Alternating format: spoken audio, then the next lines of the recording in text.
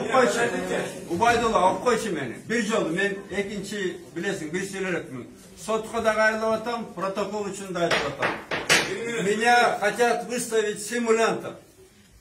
Men официально eç kaçan arızdançı emesmin. Бирок қазір айтып атам açık.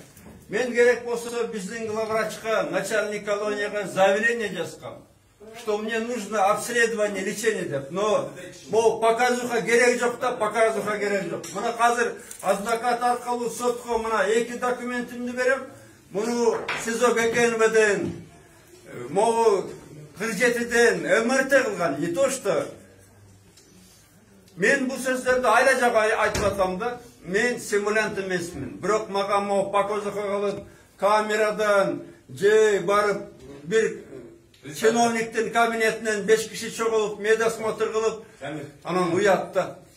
Негизи мындай, вы знаете, меня хотят выставить симулянтом. Я не отказываюсь от лечения, обследования, но я отказываюсь от показухи. И второе, вы знаете, вот этот моу сот, был позор, Бұл 5-inde, 9-unda el çıkmasa söke кетет biri. Sadırdağı ile türmede oturmak. O şoballara rahmet et gerek. Kollarından eriş gerek. Oğlu soktuğun kamallarını. Это позор. Если бы ребята не вышли 5-го, 9-го, разве söke отдал бы вас Садыру? Bu söke Sadır'dı suyup bergen yok da birlikte. Korkkandan berdi de. Ama pozor oldu. Bu yerde başkalar oturuş gerek. Жаңағы қанша киши жарақат алды. Милицияға салды ортаға. Анан кейін бұл позорда. Мені шығарып салды. Мені шығарып салды. Дайте слово. Ошондуктан мындайлы.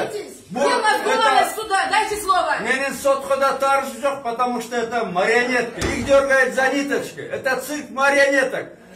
Тияқта отырат, бұларды жебенен тартып қойып отырат да, бұл позор негізі. Бет деген табақ болып қалыптыр да кеберендік. Бет табақ, бетон болып қалыптыр. Уятта. Уят мемір қарап, мұндай адретсіз, ақиқатсыз билік болған емес Қырғызстанда. Билікке алып келгендерді сотқа береді. Позор!